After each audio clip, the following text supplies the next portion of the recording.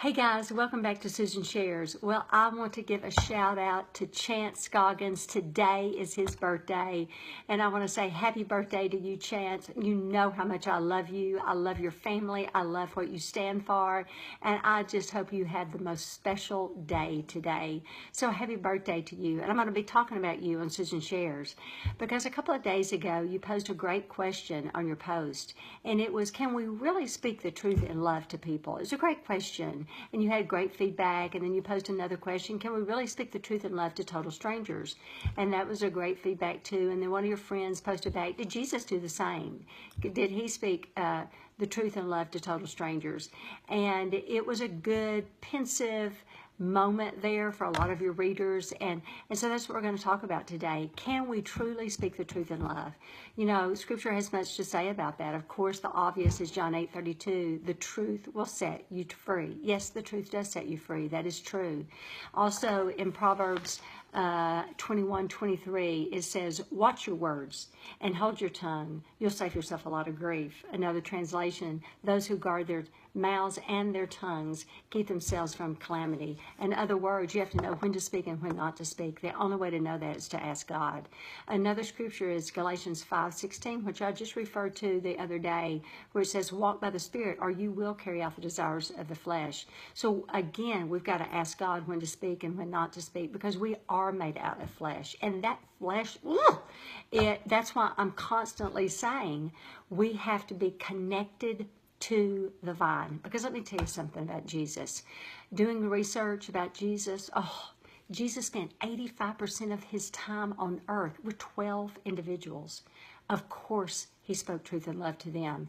And the other times, 85% of his time with 12 individuals, and the other time with multitudes. Of course, he spoke the truth and love to those other individuals that were total strangers. Yes, although, is anybody a stranger to Jesus? I don't know the answer to that. I tend to believe no, because he knows all things. That's why I tend to believe no. And so, of course, he speaks the truth. But here's the difference between him and us, because we're made of flesh, is that he is so highly differentiated. He just speaks what needs to be spoken, which is always truth. It's the only language he can speak is truth. The enemy, that's a totally different thing. He can only speak a lie. But God can only speak truth. So he speaks it, and then he carries on about the ministry.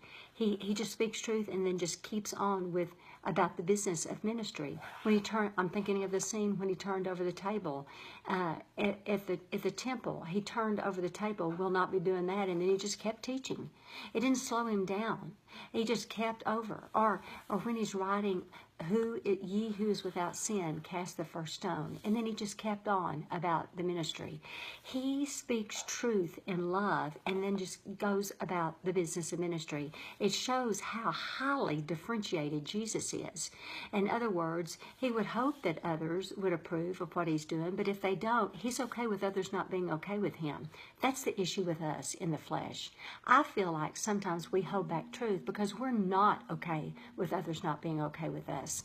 Sometimes we hold back truth because we think, well, if I say that, they're not going to be okay with me anymore. If I say that, I'm fearful that they won't like me anymore.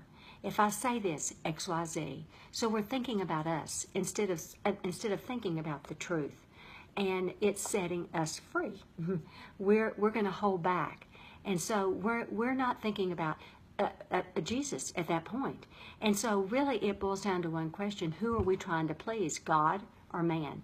And so many times we choose man and what their thoughts are about us instead of the truth that God says sets us free. So that's really the bigger question of the day. A lot of times, at least it is in my world, at least it is about me. I'm not speaking to anybody else. I'm not speaking to those that posted. I'm not speaking. It's just a great question. And I'm glad Chance asked it because it makes us think, why don't I speak the truth every single time?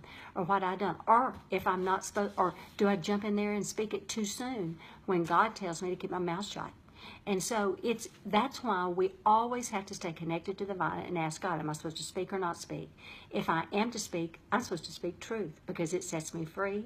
And I have to be okay with others not being okay with me sometimes. Or if God's told me to speak, it's to minister to those, and they need to know truth. And I'm the hollowed out vessel that God has chosen to use. So it's a great question, Chance. Thank you so much for opening that door for this conversation. I love you. Happy birthday. And I love all the viewers that are listening today. It's a great topic to think about. Can we really speak the truth in love? The answer is yes, we can.